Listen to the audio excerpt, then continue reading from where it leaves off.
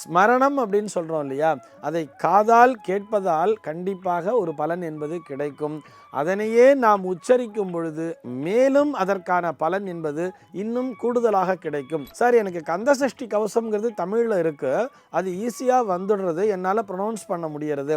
அதே நேரத்தில் விஷ்ணு சகஸ்ரநாமம் அப்படிங்கிறது சம்ஸ்கிருதத்தில் இருக்குது, எனக்கு அது ப்ரொனவுன்ஸ் பண்ணுறதுக்கு கஷ்டமாக இருக்குது அப்படின்னு நினைக்கும் பொழுது அதனை மீண்டும் மீண்டும் காதால் கேட்டுக்கொண்டிருப்பதுங்கிறது ரொம்ப ரொம்ப நல்லது. சேனல்லாம் பார்த்தோம்னா காலையில் சாயங்காலம் 2 வேளையிலையுமே அவள் இந்த கந்தசஷ்டி கவசமாகட்டும் விஷ்ணு சகஸ்ரநாமமாகட்டும் இதெல்லாம் ப்ளே பண்ணிகிட்டே இருக்கா தெரியுமா. இதை நம்ம போட்டுவிட்டு நம்ம கேட்டுன்னு இருக்கும் பொழுது ஆட்டோமேட்டிக்காகவே நம்ம மனசுக்குள்ளேயே அது பதிவினை கொடுத்து விடும். சுற்றி இருக்கக்கூடிய இந்த நெகட்டிவ் வைப்ரேஷன்ஸை அதை அப்படியே அப்சார்ப் பண்ணிடும்.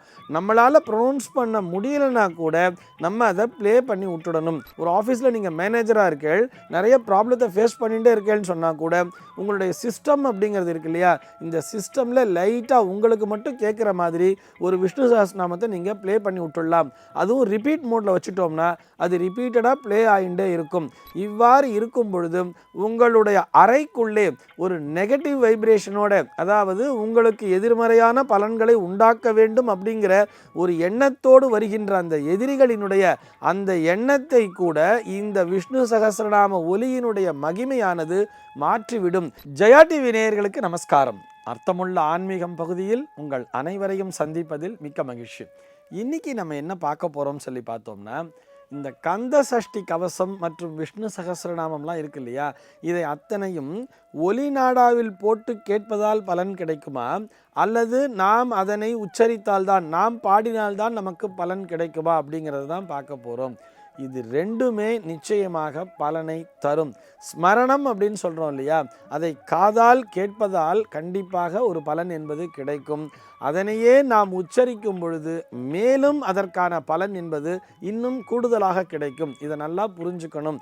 அதாவது நமக்கு நேரம் கிடைக்கும் பொழுது நாம் அதனை பாட வேண்டும் அல்லது நாம் அதனை உச்சரிக்க வேண்டும்.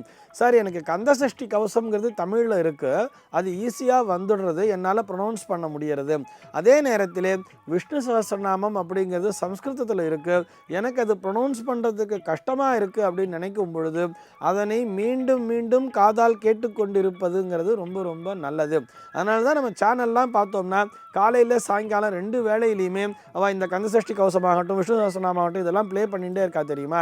இதை நம்ம போட்டுவிட்டு நம்ம கேட்டுன்னு இருக்கும் பொழுது ஆட்டோமேட்டிக்காகவே நம்ம மனசுக்குள்ளேயே அது பதிவினை கொடுத்து விடும்.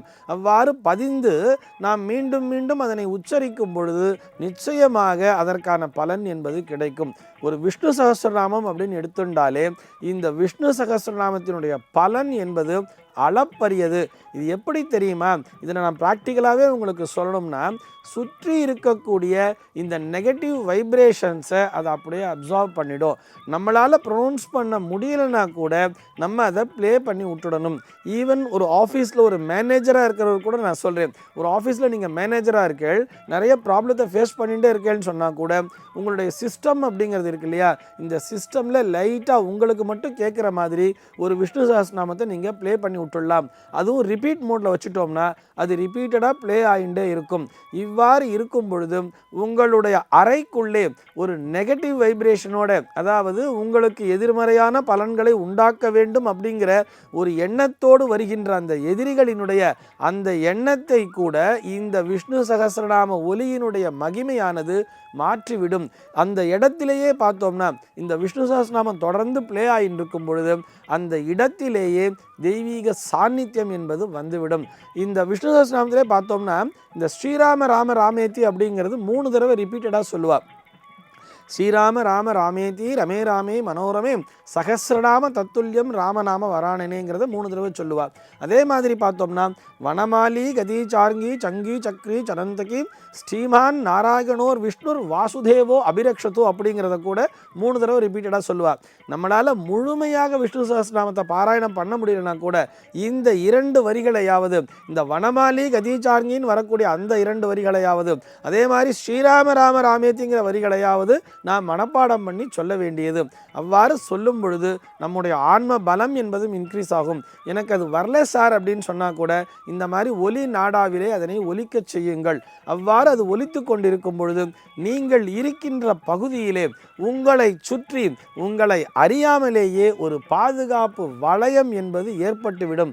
அதிலே எந்த விதமான சந்தேகமே கிடையாது.